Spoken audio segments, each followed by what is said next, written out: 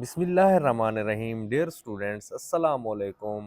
تو یہ معروضی آپ نے ایک یقین کے ساتھ کرنی ہے، بلیو کے ساتھ کرنی ہے کہ انشاءاللہ انہی میں سے آپ کی معروضی آئے گی، کیونکہ قواعد و انشاء میں سے کوئی بھی چیز اس میں مس نہیں کی گئی، جو چیزیں پیکٹا کی طرف سے دی گئی ہیں۔ تو آئیں اب بڑھتے ہیں حصہ معروضی چیپٹر 6 کی طرف، ایک استاد عدالت کے کٹہرے میں۔ اب دیکھیں پہلی معروضی کی طرف آتے ہیں، یہ بورڈ پیٹرن کے مطابق ہے، پیکٹا کی طرف سے جو سکیم ہے 20 معروضیاں ہیں، تو چیپٹر وائز ہے یہ۔ تو اب یہ اس سے پہلے آپ 3 چیپٹرز ہیں، ٹھیک ہے، وہ بھی آپ دیکھیں اور اس کو بھی آپ غور سے دیکھیں، ساری معروضیاں یاد کریں، انشاءاللہ آپ کو بہت فائدہ ہوگا۔ ولایت میں رواج ہے جب بھی کسی کا چلان کرنا ہو تو سب سے پہلے کرتے ہیں، ٹھیک ہے، سلوٹ۔ تو یہ اشفاق احمد کا بہت ہی خوبصورت ایک سبق ہے، تو اس میں سے یہ 5 معروضیاں جو ہیں وہ لی گئی ہیں ایک استاد عدالت کے کٹہرے میں۔ سپاہی نے اشفاق احمد کو جرمانہ جمع کرانے کے لیے کہا تھا، بینک میں، عدالت میں، ڈاک خانے میں، دفتر میں۔ تو آپ کو اس کا جواب آتا ہے ڈاک خانے میں۔ اچھا، palace of the justice, palace of justice, کس زمانے کا بہت وسیع و عریض عمارت ہے، بہت بڑا جو ہے نا، یعنی یہ تھا پیلس آف جسٹس۔ تو اے آپشن ہے German, Roman, C American, D Canadian. تو B option Roman. Ashfaq Ahmad نے کس نوجوان ڈاکٹر کو اپنا والی بنانے کا سوچا؟ A doctor Baldi, B doctor Ghamidi, C doctor Saeedi, D doctor Zaidi. تو ڈاکٹر بالدی کو انہوں نے کہا تھا۔ اچھا، اپنے کھنڈروں اور فورم میں کھڑا ہو کے ننگے پاؤں بات کرتا تھا، لیکن اس کا احترام تھا؟ اے ارسطو کا، بی افلاطون کا، سی سقراط کا، ڈی بکرات کا۔ تو یہ سقراط کا تھا۔ اچھا، آپ دیکھیں یہ 5 معروضیاں جو سبق کی طرف سے ہیں، بالکل سیم اسی پیٹرن پہ آپ کی معروضی آئے گی، لیکن چیپٹرز اس میں مختلف ہوں گے کیونکہ چیپٹر وائز ہے اس لیے۔ اچھا، اسے ابھی تک ہوش نہیں آیا ہوتا ہے، تو یہ 4 آپشن ہوں گے، اے آئی، بی آیا، سی آئیں، ڈی آئے۔ تو یہ اس میں آیا۔ اچھا، اب دیکھیں بچے ڈیش ناک بہ ڈیش ہے، بچے کی ناک بہ رہی ہے، ٹھیک ہے، تو یہ آپشن آپ کا ڈی جو ہے یہ ٹھیک ہے۔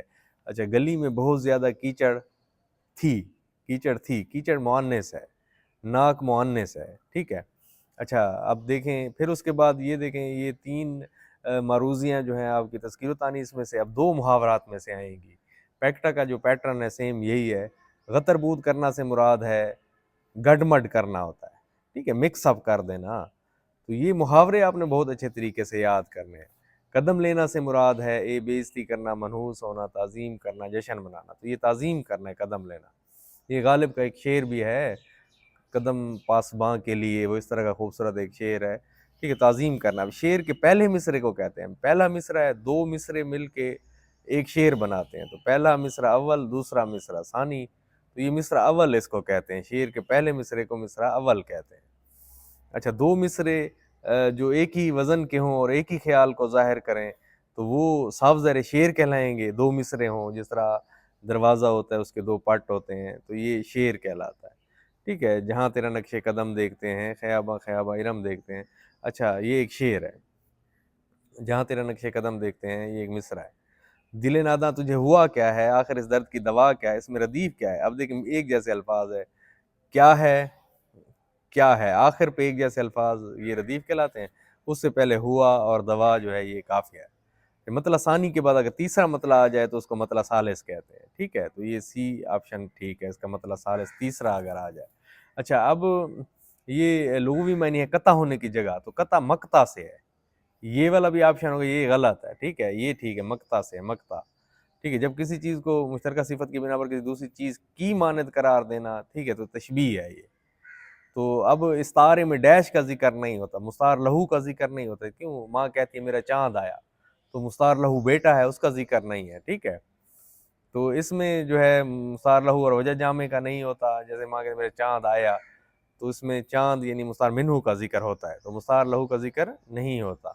اچھا، علم بیان کی اصطلاح میں کنایہ ایسے کلمے کو کہتے ہیں جس کے معنی کیا ہیں؟ غیر حقیقی ہوتے ہیں، تو یہ آپشن آپ دیکھیں گے۔ اچھا، کھیل ہے اورنگ سلیماں میرے نزدیک، اس میں تلمیح کیا ہے؟ اورنگ سلیماں ہے، حالانکہ اجاز مسیحا یہ بھی تلمیح ہے، لیکن اس کی پوچھی گئی ہے نا، ٹھیک ہے، تو اس میں تلمیح کیا ہے؟ تو یہی اورنگ سلیمان مقدم اور مؤخر یہ کیا ہے؟ یہ جو ہے نا سند تضاد ہے، مقدم اور مؤخر یہ اولیت اور آخر ہونا، تو یہ سند تضاد ہے، ایک دوسرے کا الٹ ہے۔ تو آپ کو یہ معروضی پسند آئی ہوگی، انشاءاللہ اگلی معروضی کے ساتھ حاضر ہوں گے۔ اللہ حافظ۔